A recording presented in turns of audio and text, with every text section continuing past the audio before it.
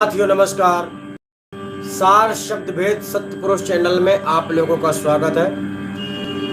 और इस वीडियो में जो हम आप लोगों को बतलाने वाले हैं बहुत ही खास बात है। अर्थात एक भक्त ने जो कि आदि अनादि मुक्ति पंथ में अभी नहीं जुड़े हुए हैं, उनका सवाल इतना सुंदर है, इतना प्यारा है और हम उनका नंबर भी बतलाना चाहेंगे जिन्होंने सवाल किया है। हम उनका नंबर इसलिए बतलाना चाहते हैं ताकि कोई भी व्यक्ति ऐसा ना कहे कि आपसे किसी ने ऐसा पूछा नहीं, आप जवाब दे रहे हैं। तो कारण ये है कि पहली बात, हम किसी के ऊपर ऑटोमेटिक वीडियो नहीं बनाते हैं, किसी व्यक्ति खास के ऊपर। हमारा मतलब केवल सत्संग कबीर साहब ने जो बतलाया है वो आप लोगों को बतलाने की कोशिश करते हैं। लेकिन यहाँ पर किसी व्यक्ति के ऊपर बनाया जा रहा है वीडियो, यानी कि जैसे बाबा रामपाल के बारे में बनाया जा रहा है। क्योंकि एक भक्त ने जो पूछा है, उनका सवाल ऐसा है, जिस भक्त ने पूछा है उनका नंबर आप ले सकते हैं। उन्होंने आदर सहित सवाल किया है, अर्थात बाबा रामपाल की उन्होंने बुराई नहीं की है, परंतु बात वही है, जब आपको कोई शंका होगी तो आपके मन में सवाल उठेगा। और अगर आप विवेकी हैं, अगर आप समझदार हैं, तो अपने अनुभव से भी समझेंगे कि ये बात गलत हो सकती है या सही हो सकती है। तो उन्होंने अपना अनुभव भी मतलब अपने सामने प्रकट किया है। हमारे व्हाट्सएप में उन्होंने मैसेज किया है कि मेरा अनुभव ऐसा कहता है, मेरा ऐसा मानना है। तो चलिए, उन्होंने सवाल क्या किया है? उन्होंने सवाल किया है, कर्म से मुक्ति मिलेगा कि नाम जपने से? रामपाल बोलते हैं कि नाम जपने से मुक्ति मिलेगा। ऐसा रामपाल बोलते हैं कि नाम जपने से मुक्ति मिलेगा। हम इनकी बातों को गलत साबित करेंगे। यानी हम कहने का तात्पर्य हमारा ये है साथियों कि अगर आप कबीर पंथ में हो और कबीर का ज्ञान आप नहीं पढ़ रहे, कबीर की बातें आप नहीं समझ पा रहे, सही क्या है गलत क्या है, तो तुम्हारा जीवन व्यर्थ है। यानी कबीर के नाम पर ज्ञान का धंधा बना रखा है लोगों ने, जो आपको सदैव लूटते ही रहते हैं, कभी आपको फायदा नहीं होने वाला। क्योंकि कबीर के ज्ञान में जब आपको सतमार्ग नहीं मिलेगा, सच्चा गुरु आपने नहीं शोधन किया, सच्चा ज्ञान आपको नहीं मिला, तो मुक्ति तो मिलने वाली है नहीं। तो यानी मूल जीवन रूपी पूंजी आप गंवा बैठते हैं, आप लुट जाते हैं, बर्बाद हो जाते हैं। तो ऐसा नहीं होना चाहिए आपके साथ। हमारा उद्देश्य ये है। तो ऐसा कब नहीं होगा? जब आप शब्दों पर विचार करेंगे। तो चलिए, रामपाल भाई है कौन? एक इंसान है, और एक साधारण इंसान को डायरेक्ट लोग भगवान की पदवी दे रहे हैं या तो परमात्मा के अवतार की पदवी दे रहे हैं। हम तो सदगुरु कबीर साहब को भी परमात्मा के अवतार नहीं मानते, क्योंकि ऐसा है भी नहीं। क्योंकि परमात्मा हो सकता है जो परिवर्तनशील नहीं है, जो परिवर्तन नहीं होता, जो कभी जन्म नहीं लेता। एक प्रकट होकर सदगुरु कबीर का आना, जो सदगुरु कबीर साहब प्रकट होते हैं, जन्म तो नहीं लेते लेकिन प्रकट होते हैं ना, तो ये प्रकट होना भी एक जन्म माना जाता है। इसी प्रकार ब्रह्म निरंजन ने सारे जगत को प्रकट किया। जहां कुछ नहीं था वहां सब कुछ उसने बना दिया है, तो उसे जन्म माना जाता है। तो सदगुरु कबीर साहब भी परमात्मा के अवतार नहीं माने जाते।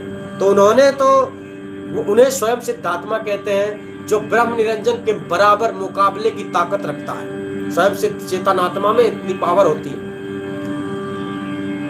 जिस प्रकार ब्रह्म निरंजन स्वयं सिद्ध चेतन आत्मा सारे जगत को उत्पन्न करके जगत में जीवों को भ्रमित किया और खुद भ्रमित रहा, ऐसे पीड़ा सहने वाले सभी भक्त आत्माओं को संसार से मुक्त करने के लिए सदगुरु कबीर साहब ने बारंबार आत्म स्वरूप ज्ञान रूपी बीज बोया। यानी संसार में उन्होंने आया तो आत्मा और परमात्मा की जानकारी दी कि परमात्मा कैसा होता है। लेकिन इस संसार में पाखंडी गुरुआ लोग केवल परमात्मा को पाने की साधनाएं बतलाते हैं, परमात्मा को नहीं बतलाते कि परमात्मा कैसा होता है।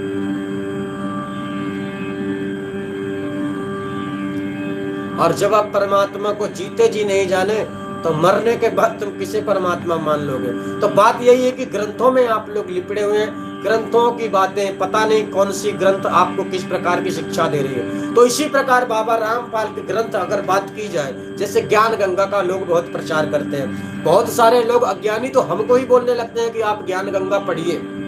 क्या है ज्ञान गंगा में? बाबा रामपाल की मनगढ़ंत बातें, है ना। तो चलिए सबसे पहले इस भाई साहब का आप नंबर ले लीजिए। मतलब अगर आप जानना चाहते हैं कि क्या वास्तव में इन्होंने सवाल किया है या नहीं, तो वो इस बात का जवाब देंगे कि हमने सवाल किया है। हेलो, खुश रहो। उनका नंबर है 9104381877।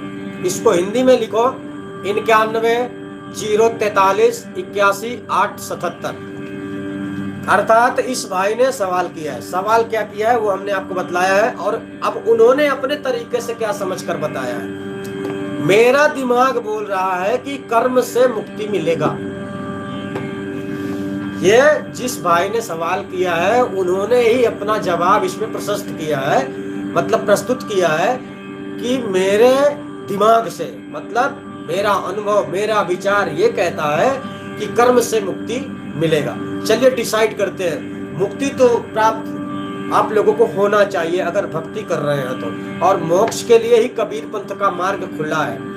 और सबसे बड़ी बात यह है कि अब आप लोगों को कबीर ने ही सब कुछ समझाया है। बातें उलझन में इतनी आ रही हैं कि आप लोग कबीर के वास्तविक वाणियों में नहीं पहुंच रहे हैं, और हम आपको वास्तविक वाणी में ले जाकर थाम देंगे, स्पष्ट कर देंगे। आप समझ पाएंगे कि कितनी बात सही है, कितनी बात सही नहीं। चलिए, बाबा रामपाल संसार में विख्यात है, अर्थात भारत में तो अधिकायत विख्यात है कि शास्त्रों के हिसाब से भक्ति करनी चाहिए।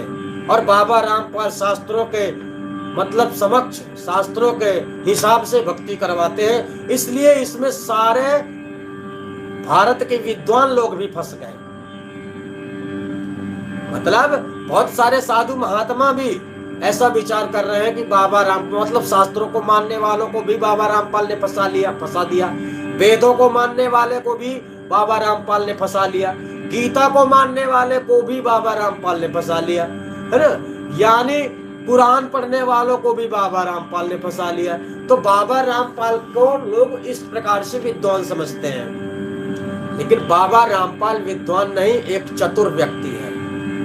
चतुर यानी आप यूं समझिए कि काल का भेजा हुआ ऐसा दूत जो सबको भ्रमित कर दे और सबके बुद्धि को अपनी ओर खींच ले।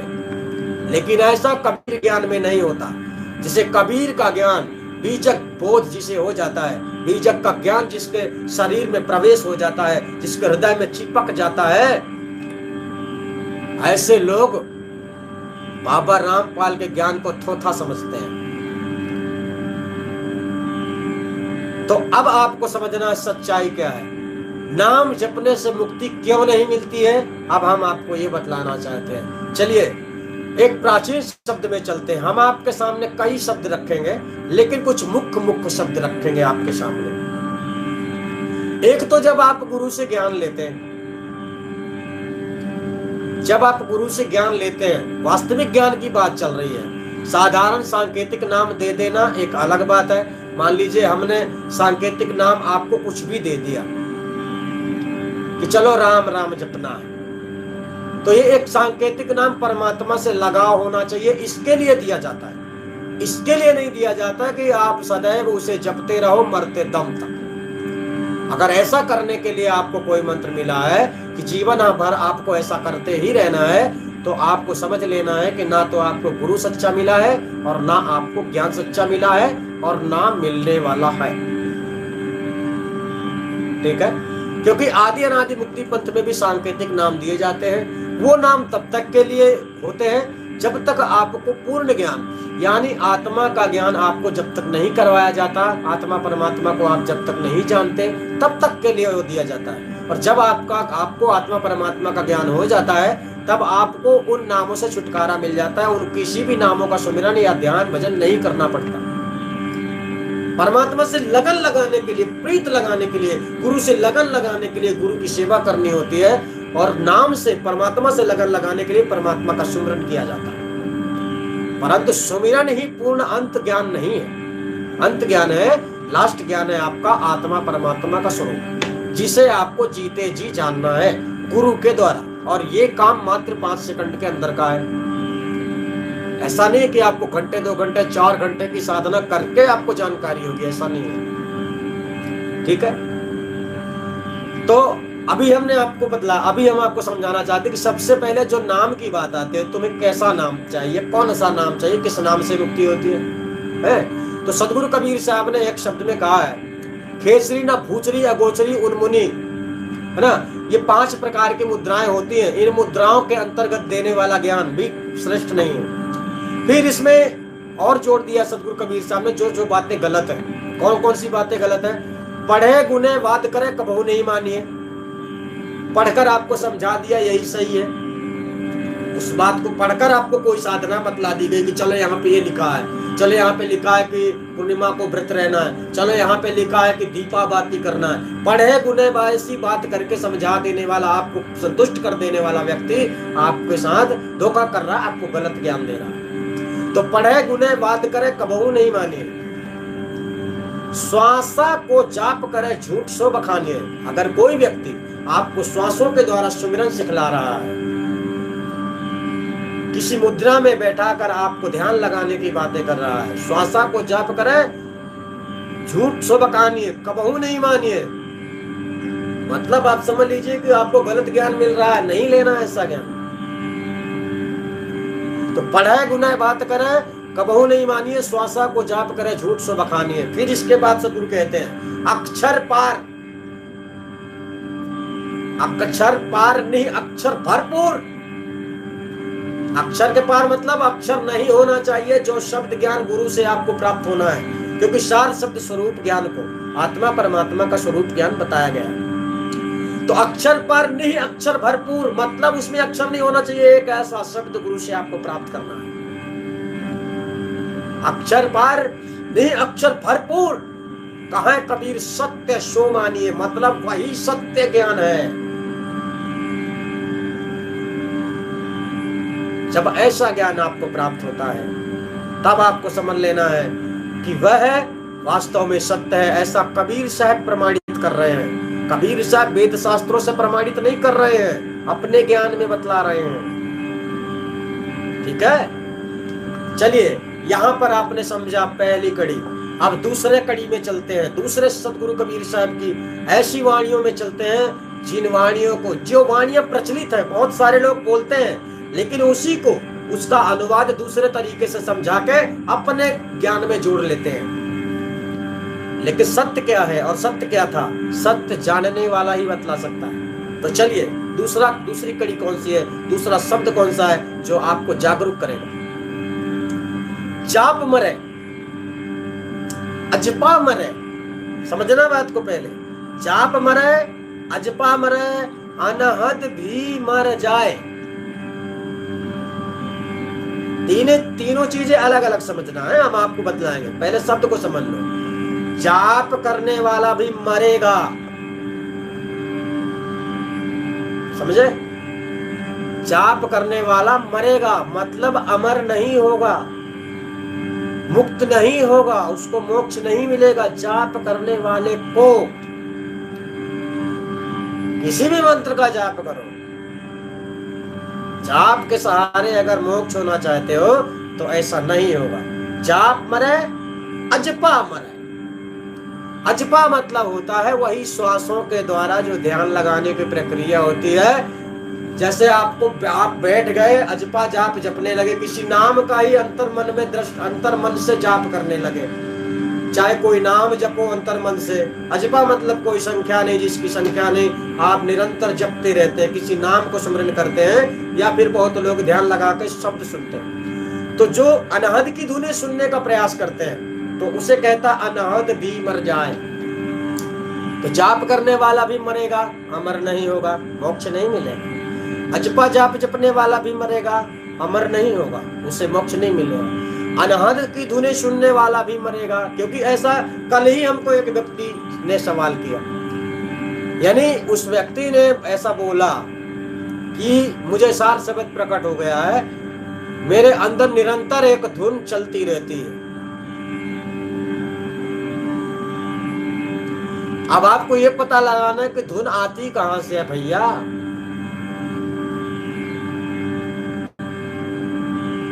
धुन को तो आप लोगों ने श्रेष्ठ मान लिया।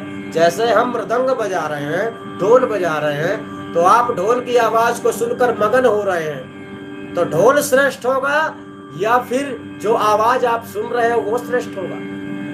वो धुन आई कहां से, वो शब्द आया कहां से, उस मूल को तुम्हें खोजना है। इसी को कहते बोली बोले अधर में बुलवारे। जो हम बोल रहे हैं ना, इसके मूल को खोजना है। जो आप सुन रहे हैं ना, इसका कोई महत्व नहीं है। जो बोल रहा है, जहां से ये सब आ रहा है, जहां से ये सारा ज्ञान प्रकट हो रहा है, वो मूल है। जो आप सुन रहे हो ये मूल नहीं है, समझे? ये तो एक तंबूरा है जिसकी वजह से वो बज रहा है, लेकिन बज कहां से रहा है ये आप नहीं जानते। तो इसी को यहाँ पर कहा गया अनहद भी मर जाए। अब आगे शब्द आता है सूरत समावे शब्द पे ताहि काल ना खाए। तो अब यहाँ पर सूरत को कहा गया आत्मा और शब्द को कहा गया परमात्मा।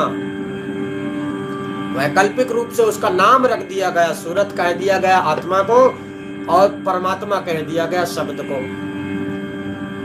तो सूरत समावेश शब्द पे ताहि काल न खाए, अर्थात जाप अजपा अनहद वाले तो मरने ही वाले हैं, लेकिन जिसकी आत्मा परमात्मा में रमण हो गई, परमात्मा में समा गई, सूरत समावे शब्द में,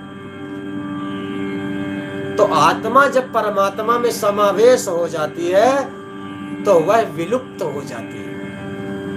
वहां तक काल की गति नहीं है। काल कि किसी प्रकार की भी काया माया उस स्थान तक नहीं पहुंच सकती जिस स्थान में आत्मा स्थित हो जाती है। ऐसा तब होता है जब आप परमात्मा को जानते हैं। अभी तो आप परमात्मा को नहीं जानते तो आत्मा को क्या जानेंगे? इतना बड़ा विशाल महाचेतन सत्पुरुष परमात्मा सर्वव्यापी अकल विश्व ब्रह्मांड में समाया हुआ है, वो आपको सामने नहीं दिख रहा है। लोग उसको भीतर ढूंढते हैं, अंदर। एक तिनके को ढूंढ रहे हो, तुम्हें पर्वत नहीं दिख रहा है, तो तिनका क्या दिखेगा? कितने बुद्धिमान हो, आपको स्वयं सोचना चाहिए। तो एक भेदी गुरु के बिना इसका रहस्य जानने को नहीं मिलता। एक सच्चा गुरु के बिना इसे कोई नहीं जान सकता। सच्चा गुरु ही दिखा सकता है, सच्चा गुरु ही बता सकता है उसका परिचय कि वो कैसा होता है।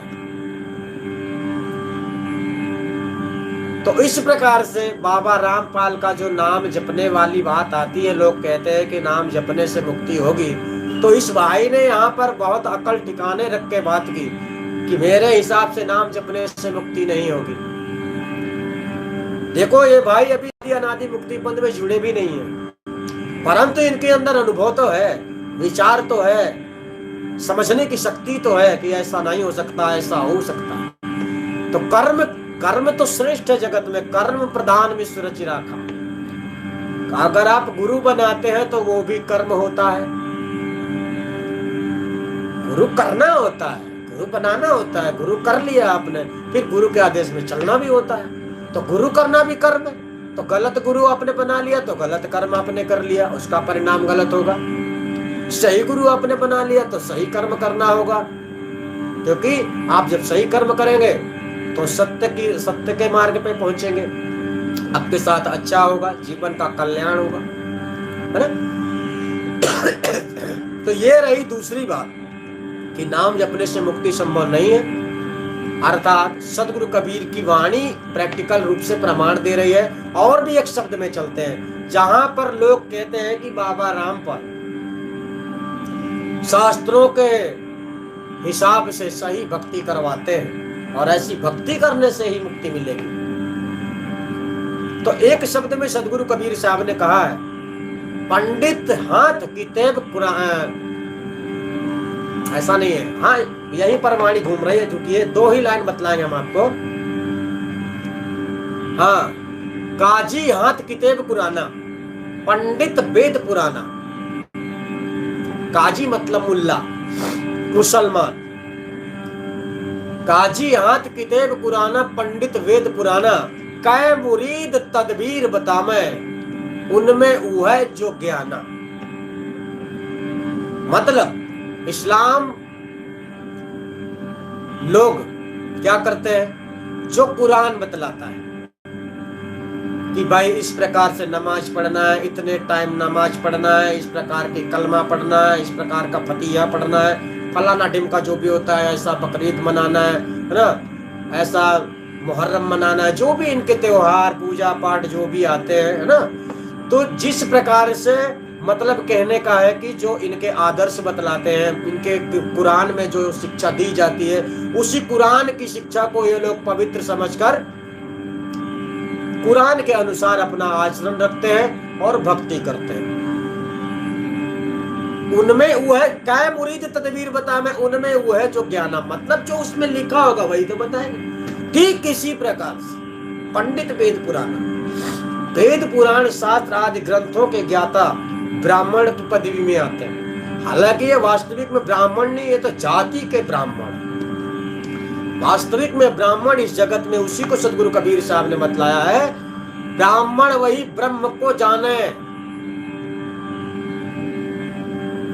पहिने जनेऊ विचारी, साधु के 100 गुण जनेऊ के 9 गुण पहिरे ब्रह्मचारी। ब्रह्मचारी भी इस जगत में वो है जो ब्रह्म को जानता है, ध्यान रखना। और ऐसा नहीं कि तुमने शादी नहीं किया तो तुम ब्रह्मचारी हो गए, ऐसा नहीं है। जो ब्रह्म को जानता है वही ब्राह्मण और वही ब्रह्मचारी। इसलिए तुलसीदास जी ने रामायण में बहुत सारी बातें ऐसी बतलाई है कि ब्राह्मण श्रेष्ठ होता है। हेलो, खुश रहो। परंतु हुआ क्या, लोगों ने जाति का पंडित बना लिया, जाति का क्षत्रिय, जाति का शूद्र, जाति का ये सब कुछ लोगों ने बना के रख लिया, जो उचित नहीं था। तो कहने का तात्पर्य है कि अगर आपको लगता है कि वेद शास्त्रों में भक्ति सही है, तो फिर वेद शास्त्र ही ठीक से पढ़ो तो समझ में आएगा। क्योंकि वेद शास्त्रों का ज्ञान देने वाले अलग से बैठे हैं। बाबा रामपाल क्या है इस मामले में।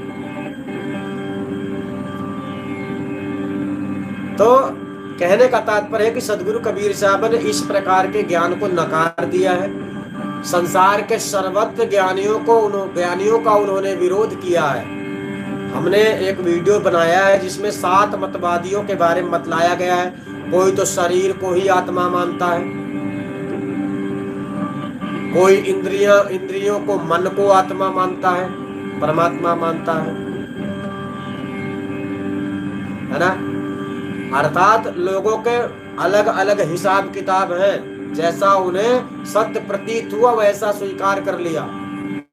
मतलब तुम्हें जिस बात को ऐसा लगा कि यही सही है तो आपने मान लिया, लेकिन काश आप सही को ही सही समझ पाए तो आपके साथ धोखा नहीं होगा। तो नाम जपने से मुक्ति नहीं होती है। हमने आपको 2 चीजें दर्शाई है ना, 3 चीजें दर्शाई, एक चीज और दर्शाते हैं। बीजक की बात हम इसलिए करते हैं क्योंकि सदगुरु कबीर साहब ने बीजक का ही परिचय दिया है, बीजक में ही अपना वास्तविक ज्ञान रखा है। बीजक बतावे वित्त को जो वित्त गुप्ता होए, ऐसा शब्द दृढ़ावे जीव को बूझे बिरला कोई। बीजक के जो शब्द है, बीजक की रामायणी है, बीजक का जो ज्ञान है वो सबके समझ में जल्दी नहीं आता है, और जिसके आ गया वो समझ लो बिरला है। वही कबीर का ज्ञान का दीवाना हो सकता है और वही परमात्मा का सच्चा प्रेमी भी हो सकता है। क्योंकि इस संसार में तो साच कहे तो मारन दावे झूठे को पतियानी, ये बात सदगुरु कबीर साहब की 100% सही जा रही है। क्योंकि लोग ज्ञान नहीं समझते किताबों में। उन्होंने वास्तव में आप लोगों को लगता होगा कि हम प्रमाण नहीं देते, ऐसे ही बोल रहे हैं। आप कबीर गुरु ज्ञान चैनल में जाइएगा, आपको उसमें पूरे प्रमाण मिलेंगे। यानी जो हम वाणियां बता रहे हैं ना, वो वाणियां किताब सहित लोड कर दी गई है। आप लोगों को सिर्फ देखना है। आप उसमें देखेंगे तो एक तरफ से किताब पड़ी हुई है और किताब में लिखा हुआ दिखाई भी देता है और हम उसे बोलकर बतला भी रहे हैं।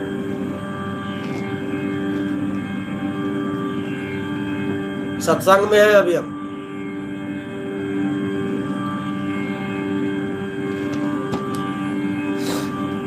तो अभी आपने समझा। हाँ चलो, अब जानते हैं कि वास्तव में मुक्ति होती कैसे। इनका अनुमान हुआ कर्म से मुक्ति होती है, ठीक है। लेकिन यहां पर आपको समझना है कि केवल कर्म से मुक्ति नहीं होती है, क्योंकि कर्म तो सब करते हैं संसार में, कर्म तो सभी करते हैं। कोई कुकर्म करते हैं, कोई सत्कर्म करते हैं। कुकर्म यानी कोई बुरे कर्म करते हैं, कोई अच्छे कर्म करते हैं। तो कर्म में हमें सत्कर्म पकड़ना पड़ता है, सत्कर्म करना पड़ता है। सत्कर्म का मतलब हमें ऐसे कर्म करने होते हैं जिसके हमारे ऊपर दोष ना लगे। और दोष कब नहीं लगेंगे? जब आप निश्चल भक्ति करेंगे, जब आप निर्मोही हो जाएंगे, जब आपके अंदर अहंकार नहीं होगा, मर चुका होगा, आपके अंदर धैर्यता होगी, आपके अंदर परमात्मा के प्रति भक्ति के लिए अटल सिद्धांत बनेगा, जब आप निर्भय हो पाएंगे, ऐसी स्थिति में चलकर आप मोक्ष के योग्य बन पाएंगे। तो ये सभी कर्तव्य ही है, कर्म ही है। तो सबसे बड़ा कर्म है, हमने आपको बतलाया था कि भक्ति तन से नहीं मन से करनी है। मन इसलिए क्योंकि मन मुखिया है इस शरीर का, तो मन जहां चाहेगा वहां ले जाएगा, जैसा करवाना चाहेगा वैसा करोगे। तो तुम्हें अच्छे कर्म करना है, तो जब मन अच्छा करने को बोलेगा तब न करोगे। इसलिए मन को आकर्षित करना, मन को अपनी ओर खींचना एक बहुत बड़ी विद्या है, बहुत बड़ी कला है। और मन केवल ज्ञान से झुकता है, मन अहंकार से नहीं झुकता। मन तो अहंकार से भिड़ जाता है। हेलो, खुश रहो।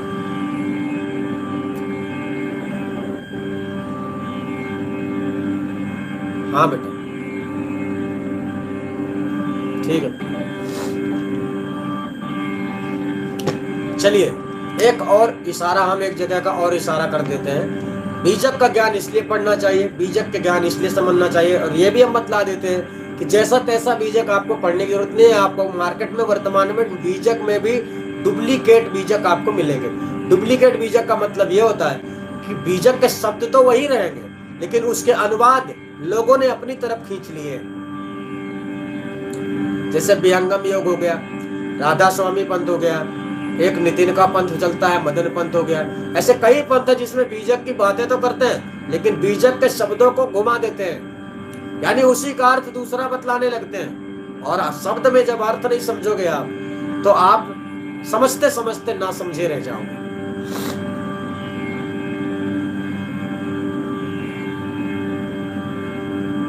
तो हम चाहते हैं कि आप समझें। चलिए एक शब्द और लेते हैं, शब्द शब्द सब ही का। ये वाणी आप लोगों को समझाएगी। ये जब गुरु से हम ज्ञान लेते हैं, गुरु से आप लोग ज्ञान लेते हैं, तब की बात चलती है। जिस शब्द की बात सदगुरु कबीर साहब ने कही, शब्द शब्द सब ही का है, वह है तो शब्द विदेह। अब विदेह शब्द क्या है? विदेह शब्द कहा जाता है निह अक्षर शब्द का, इसमें अक्षर नहीं है, एक ऐसा शब्द। उस शब्द का जिस समय आपको ज्ञान होगा, वो शब्द ऐसा है जो लिखने पढ़ने में नहीं आता। अब आपको आश्चर्य होता होगा कि ऐसा कौन सा शब्द हो सकता है ऐसा शब्द मूल है, वह शब्द का मूल है। जैसे पेड़ का मूल नीचे होता है, जड़ दिखाई नहीं देता, कि किसी प्रकार उस शब्द का मूल है जो दिखाई नहीं देता। जैसे हम बोल रहे हैं ना, तो हम जानते हैं, इसलिए हम इसके मूल को जानते हैं कि वो कैसा है, पर आप नहीं जानते, आपको जानकारी नहीं दी गई है, इसलिए आप नहीं जानते इसका मूल कैसा है। जैसे पेड़ के अंदर छुपी जड़ दिखाई नहीं देती है, कैसी होती है, काट के निकालो तो पता चलता है ना।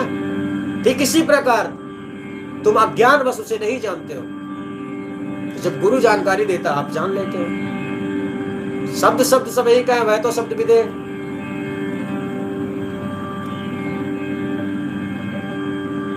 जिह्वा में आवे नहीं, निरख परख कर ले, वह शब्द जिह्वा में नहीं आता, समझना है। इसमें नहीं आता वो शब्द, जिह्वा में आता तो आप बोल सकते हैं, जैसे हम बोल रहे हैं लटर पटर जो भी बोल रहे हैं, है ना। तो जिह्वा में आता तो आप बोल सकते हैं, लेकिन जिह्वा में आवे नहीं, निरख परख कर ले, लेना भी है तुमको किससे? गुरु से। किससे लोगे ज्ञान? गुरु से ही लोगे ना। सत्संग में है।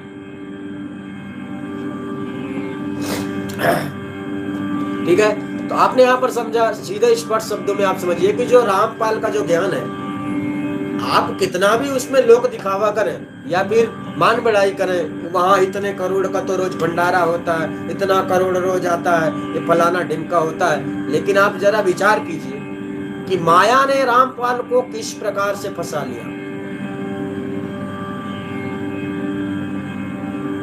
किस प्रकार से फंसा लिया।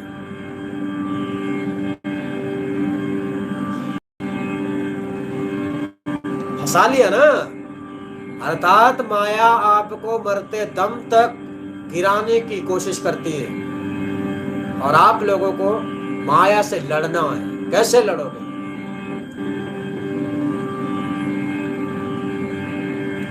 माया छाया एक सी जाने विरला कोई, भगता के पीछे पड़े सन्मुख भागे सोए। जब आप माया से भागते हैं ना तो माया आपके पीछे दौड़ती है कि चल, कहां जाएगा। और जब आप सन्मुख होकर उसका सामना करने लगते हैं तो माया खुद भाग जाती है। तो ऐसी कला, ऐसी विद्या आपको सीखना पड़ता है और उसके लिए ज्ञान की आवश्यकता होती है। किस समय पर हमें क्या करना चाहिए, किस समय पर हमें क्या नहीं करना चाहिए, कैसे लोगों की संगति में रहना चाहिए, कैसे लोगों की संगति में नहीं रहना चाहिए, कौन सी बात दिमाग में रखना चाहिए, कौन सी बात दिमाग में नहीं रखना चाहिए, ये सारी बातें अच्छी तरह से समझना होता है। अब जिस बात को आपने जाना ही नहीं, जिस बात को आपने समझा ही नहीं, तो पोथी पढ़ पढ़ जगमुआ वाले जैसे साधु महात्माओं के पास आप जाएंगे तो उन्होंने जितना पढ़ा है ना वो उतना ही बताएंगे। लेकिन एक सच्चा सद्गुरु आपके हर सवाल का जवाब रखता है, लेकिन वो सवाल किताबों के नहीं होने चाहिए, आपके अनुभव के होने चाहिए, आपकी समस्या से जुड़े हुए सवाल होने चाहिए, आपके मन में उत्पन्न होने वाले सवाल होने चाहिए। किताबों में नहीं कि वहां क्या लिखा था, फलाने युग में फलाना ने ऐसा क्यों किया था, तो ऐसा क्यों हुआ था। ऐसा प्रश्न पूछना और ऐसे प्रश्नों का उत्तर जानना व्यर्थ है। समझ गए? तो आप लोगों ने समझा यहाँ पर कि नाम से मुक्ति नहीं होती है। मुक्ति के लिए मोक्ष ज्ञान रूपी आत्मा परमात्मा का स्वरूप विशेष रूप से आपको जानना होता है। और जब आप आत्मा परमात्मा के स्वरूप को जान लेते हैं तब आपको अपने मन पे, जिससे फुर्ती भी कहा जाता है, मन को संसार से हटाकर परमात्मा में लगाना पड़ता है। अर्थात व्यर्थ कामों में ध्यान नहीं देना, जितना जरूरी है उतना जरूर करना है। मत सिर बती का भार लो, बस हो गया भजन। सदगुरु कबीर साहब ने कितना साधारण शब्द में समझाया, फिर भी लोग नहीं समझते। मन की तरंग मार लो, बस हो गया भजन। आदत बुरी सुधार लो, बस हो गया भजन। आए हो तुम कहां से कहां जाओगे, इतना तो दिल विचार लो, बस हो गया भजन। नेकी जो बन सके तो सबके साथ में करो। नेकी जो बन सके, यहां भी ध्यान रखना, जरूरी नहीं है कि करना ही है। नेकी जो बन सके तो सबके साथ में करो। मत सिरबदी का भार लो, बस हो गया भजन। मत सिरबदी का भार मतलब इतना भार सर में मत रखो कि जिसे लेकर चला नहीं जा रहा। मतलब मेरा नाती, मेरा पोता, मेरा परिवार, मेरा फलाना, मेरा ढिमका, ऐसा क्यों हो रहा, वैसा क्यों हो रहा, ये मत सिरबदी की वाली बात है। अगर तुमसे हो सकता है तो प्रयास करके उसे, उस गड़बड़ हो रहा है तो सही कर दो, और नहीं हो रहा है तो उसका टेंशन दिमाग में मत रखो, ये ऊपरी टेंशन कहलाता है। तो मत सिरबदी का भार लो, बस हो गया भजन। भजन कितना सरल सदगुरु को भी समझा है, लेकिन आजकल की दुनिया में केवल लोगों ने भजन उसी को सीखा है, कबीर की वाणियां गाओ, भजन हो रहे हैं। वाणियां साहब ने गाने के लिए नहीं दिया है, उन्होंने समझने के लिए ज्ञान रूपी वाणी उन्होंने दिया है। लेकिन कोई बात नहीं, गाते हो गाओ, लेकिन उसे समझो भी, उसमें धारणा भी रखो।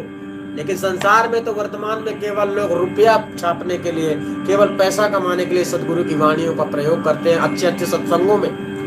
बहुत सारे लोग ऐसे हैं जो कबीर वाणी को बहुत मानते हैं, लेकिन कबीर के ज्ञान में नहीं चलते, कबीर के पंथ में नहीं चलते, खाते उसी का है और गाते दूसरे का है, ऐसा कर रहे हैं। तो धन्य है ऐसी जिंदगी जिसने नमक हरामी की हो। नमक हरामी इसी को कहा जाता है, खाओ किसी और की, गाओ किसी और की। तो दुनिया में यही चल रहा है। कबीर के नाम पे बड़े बड़े ध्वजा उठाने वाले, बड़े बड़े धन दौलत बन जाने वाले भी कबीर के वास्तविक ज्ञान तक नहीं पहुंच पा रहे हैं। तो धन्य है ऐसी जिंदगी। ठीक है, तो हमारे कहने का तात्पर्य ये था कि नाम से, किसी भी नाम का जाप करने से मुक्ति नहीं होती है। कर्म, इस भाई ने जो बतलाया है, कर्म से मुक्ति संभव है। कहने का तात्पर्य कर्म हर जगह में आ जाता है, परंतु सत्कर्म को आपको पकड़ना पड़ता है। सतगुरु आपने बना लिया, आपने सत्कर्म कर लिया, सतगुरु की सेवा की, सतगुरु के बताए मार्ग पे चले, तो वो तो आपने रास्ता पकड़ा है, तो मंजिल तो मिलेगी ही। लेकिन सही रास्ता पकड़ोगे तो सही मंजिल मिलेगी, गलत रास्ता पकड़ोगे तो गलत मंजिल मिल जाएगी। ठीक है, तो हम आपसे फिर मिलेंगे, तब तक के लिए धन्यवाद। आप सभी अपना ख्याल रखना। नमस्कार।